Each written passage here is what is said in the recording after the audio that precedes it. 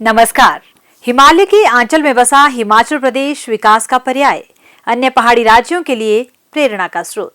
आपके अपने प्यारे हिमाचल प्रदेश की विविध कल्याणकारी गतिविधियों पर आधारित खास कार्यक्रम हिमाचल डायरी लेकर हाजिर हूं मैं जीनत। तो चलिए कार्यक्रम हिमाचल डायरी की शुरुआत करते हैं अपने पहले सेगमेंट मंत्रिमंडल के निर्णय से।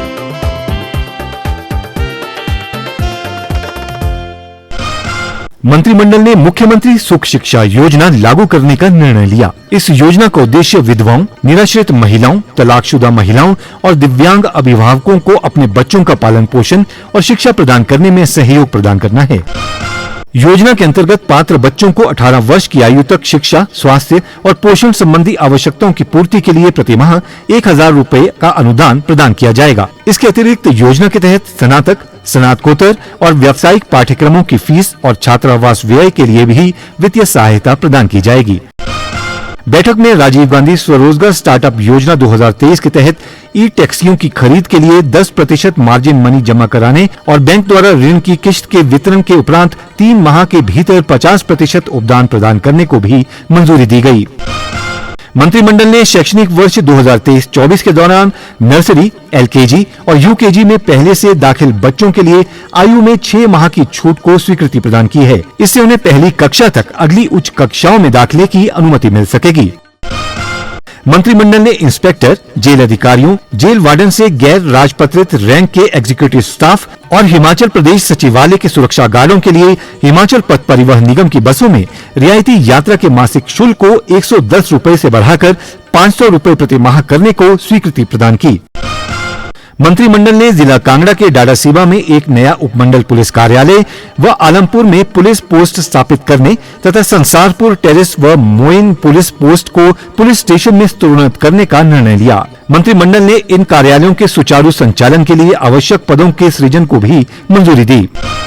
बैठक में जिला कांगड़ा के देहरा में जल शक्ति विभाग का नया सर्कल खोलने तथा इसके सुचारू संचालन के लिए आवश्यक पद सृजित कर भरने को मंजूरी प्रदान की गई। इसके अतिरिक्त जिला ऊना के हरोली विधानसभा क्षेत्र के खड्ड में जल शक्ति विभाग का एक नया उपमंडल और अनुभाग स्थापित कर आवश्यक पद सृजित कर भरे जाएंगे।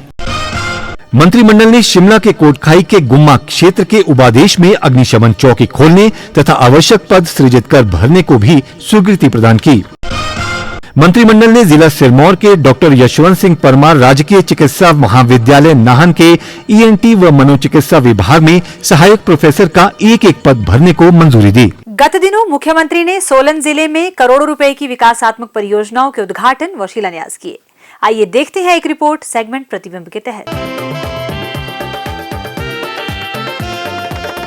गत दिनों सोलन जिला के 1 दिवसीय दौरे के दौरान मुख्यमंत्री ठाकुर सुखविंदर सिंह सुक्खू ने 23 करोड़ 20 लाख रुपए की लागत की 8 विकासात्मक परियोजनाओं के उद्घाटन और शिलान्यास किए। इस अवसर पर जनसभा को संबोधित करते हुए मुख्यमंत्री ने कहा, शिक्षा के क्षेत्र में हमने महत्वपूर्ण बदलाव करके Rajiv Gandhi day boarding school खोलने जा रहे हैं। एक स्कूल जो 50 बीघा में होगा, पहले प्राइमरी सेक्शन बनेगा, उसमें दिन का लंच भी हम उनको देंगे। गवर्नमेंट स्कूल होंगे, ग्रामीण क्षेत्र में स्कूल होंगे और वह पढ़ाई के लिए, खेल के लिए, आराम फरमाने के लिए, लाइब्रेरी के लिए सब प्रकार की सुविधाएं हम उपलब्ध करवाने जा रहे हैं। अभी 3 जगह इन स्कूलों का निर्माण शुरू हुआ। 10 साल में शिक्षा का पूरा ढांचा में बदलाव व्यापक आ जाएगा। उन प्रेजेंट स्कूल्स को भी हम Rajiv Gandhi day boarding school के तहत ला रहे हैं। इसी तरह कॉलेज लेवल के एजुकेशन में भी बदलाव की जरूरत है और भविष्य में machine learning, data storage, data science, artificial intelligence, ये इस दृष्टि से भी बच्चों को शिक्षित करने की बहुत जरूरत है। हमने 200 के करीब टीचर्स को एक्सपोजर टूर के लिए बाहर विदेश भेजा। अब मैंने फैसला किया है कि कुछ बच्चों को भी जहां टीचर के साथ एक बार बाहर गवर्नमेंट के स्कूल के बच्चों को भी घूमने का और जानने का मौका मिले। घूमने के साथ नॉलेज मिलती है बच्चे जब देखते हैं। तो अगले वर्ष हम उस योजना को भी हम शुरू करने जा रहे हैं। शिमला में गत दिनों विभिन्न अराजपत्रित कर्मचारी और शिक्षक संगठनों के पदाधिकारियों ने मुख्यमंत्री से मुलाकात की।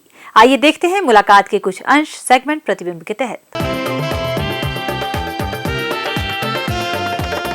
गत दिनों शिमला में मुख्यमंत्री ठाकुर सुखविंदर सिंह सुक्खू से विभिन्न अराजपत्रित कर्मचारी और शिक्षक संगठनों के पदाधिकारियों ने भेंट की और अपनी मांगों से अवगत करवाया। मुख्यमंत्री ने कहा कि प्रदेश के सभी अधिकारी और कर्मचारी उनके परिवार के सदस्य हैं और उनकी सभी जायज मांगों पर सहानुभूतिपूर्वक विचार किया जाएगा। कर्मचारियों के महंगाई भत्ते और एरियर जारी करने की मांग के संबंध में मुख्यमंत्री ने कहा कि वह 1 माह के भीतर राज्य की वित्तीय स्थिति की समीक्षा करेंगे। उन्होंने सितंबर 2024 के अंत में कर्मचारी संगठनों के साथ फिर से बैठक करने का आश्वासन दिया। उन्होंने कहा कि राज्य सरकार कर्मचारियों को महंगाई भत्ता और अन्य लाभ जारी करने के लिए प्रतिबद्ध है और राज्य की वित्तीय स्थिति में सुधार के साथ ही कर्मचारियों को सभी लाभ जारी कर दिए जाएंगे। मुख्यमंत्री ने कहा कि फायदे में चल रहे सभी बोर्डों और निगमों के कर्मचारियों को वित्तीय लाभ सुनिश्चित करने के लिए महंगाई भत्ता और एरियर जारी करने के निर्देश जारी किए गए हैं। उन्होंने कर्मचारियों से प्रदेश के लोगों के हितों की रक्षा के लिए राज्य सरकार के साथ मिलकर काम करने का आह्वान किया।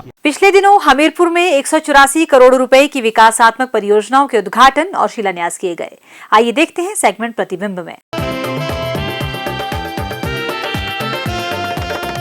पिछले दिनों मुख्यमंत्री ठाकुर सुखविंदर सिंह सुक्खू ने जिला हमीरपुर में 184 करोड़ रुपए लागत की विभिन्न विकासात्मक परियोजनाओं के उद्घाटन व शिलान्यास किए। उन्होंने नादौन क्षेत्र के खरीड़ी में 65 करोड़ रुपए की लागत से बनने वाले अत्याधुनिक बहुउद्देशीय खेल परिसर की आधारशिला रखी। इस आधुनिक परिसर में 8 लेन वाला स्विमिंग पूल, 1 शूटिंग रेंज, साथ ही कुश्ती, मुक्केबाजी, कबड्डी, योग, टेबल टेनिस और बैडमिंटन जैसे खेलों के लिए विशेष स्थान समर्पित होंगे। मुख्यमंत्री ने 4 करोड़ 50 लाख रुपए की लागत से धनपुर बड़ा और कृषि परिसर हमीरपुर में 2 नए किसान प्रशिक्षण केंद्रों की आधारशिला रखी। ठाकुर सुखविंदर सिंह सुक्खू ने 35 करोड़ रुपए की लागत से भट्टा सलोनी दियोटसिद, 49 करोड़ रुपए की लागत से रंगस कांगू धनेटा सड़क, 5 करोड़ 67 लाख रुपए की लागत से गेड़िया बैडतर और 16 करोड़ रुपए की लागत से पनियाला कश्मीर व धनेटा बड़सर सड़क में सुदृढ़ीकरण कार्य की आधारशिला रखी। मुख्यमंत्री ने इस अवसर पर कृषि विज्ञान केंद्र बड़ा में 1 करोड़ 31 लाख रुपए की लागत से निर्मित उत्कृष्टता केंद्र का भी शुभारंभ किया। इस सुविधा से हमीरपुर जिला व साथ लगते क्षेत्र के किसानों को उच्च गुणवत्ता युक्त सब्जियों के पौधे मिलेंगे। मुख्यमंत्री ने बागवानी एवं वानिकी महाविद्यालय नेरी में 3 करोड़ 46 लाख रुपए की लागत से नवनिर्मित स्नातकोत्तर खंड का उद्घाटन किया। उन्होंने महाविद्यालय में 3 करोड़ 62 लाख रुपए की लागत से निर्मित होने वाले कन्या छात्रावास की आधारशिला रखी। इस अवसर पर जनसभा को संबोधित करते हुए मुख्यमंत्री ने कॉलेज के बॉयज हॉस्टल के लिए 2 करोड़ रुपए देने की घोषणा की। ठाकुर सुखविंदर सिंह सुक्खू ने कहा, और आज 20 महीने बाद मैं कह सकता हूँ कि 2027 में हिमाचल प्रदेश आत्मनिर्भर बनने की दिशा में आगे बढ़ चुका है और 2032 में, क्योंकि आप युवा पीढ़ी है, ये कहना चाहूँगा, हिमाचल प्रदेश हिंदुस्तान का सबसे समृद्धशाली और अमीर राज्य हो।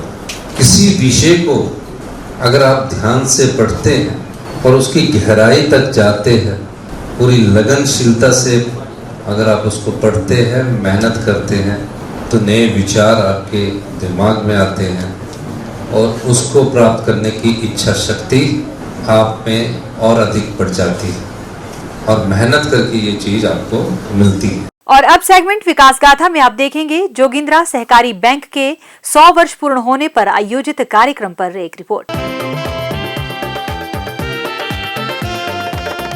गत दिनों सोलन में मुख्यमंत्री ठाकुर सुखविंदर सिंह सुक्खू ने जोगिंद्रा सहकारी बैंक के 100 वर्ष पूर्ण होने पर आयोजित एक कार्यक्रम में भाग लिया और बैंक के नए लोगो का अनावरण किया। उन्होंने 7 करोड़ 50 लाख रुपए की लागत से निर्मित बैंक के नए भवन को जनता को समर्पित किया। इस अवसर पर मुख्यमंत्री ने जोगिंद्रा बैंक के टर्नओवर 2000 करोड़ होने पर बैंक के अधिकारियों और कर्मचारियों को बधाई दी और कहा कि किसी भी बैंक के कर्मचारी उस संस्था की रीढ़ होते हैं।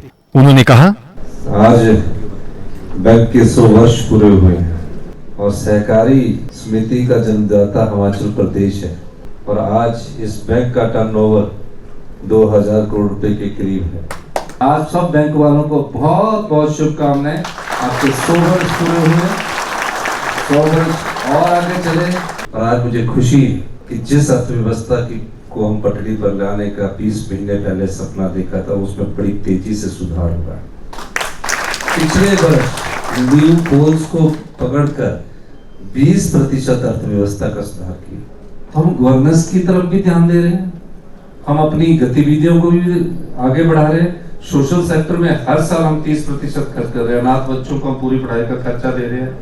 हम इस बार विधवाओं की बच्चों की पूरी पढ़ाई का खर्चा दे रहे हैं, चाहे डॉक्टर बनना चाहे, इंजीनियर बनना चाहे, NIT में जाना चाहे, एम्स में जाना चाहे, कहीं भी जाना चाहे। दिव्यांगों के लिए हम बेस्ट स्कूल बनाने जा रहे हैं कि नशे में हमारे युवा पढ़े, उनके लिए हम यही वहाँ हम उसका हाई एंड नशा छुड़वाने के लिए जो युवा पढ़ गया उसके लिए हम इंस्टीट्यूशन बना रहे हैं। हिमाचल डायरी का ये अंक यहीं समाप्त होता है। अगले अंक में फिर मुलाकात होगी हिमाचल प्रदेश से जुड़ी विविध जानकारियों को लेकर। तब तक के लिए दीजिए इजाजत। नमस्कार।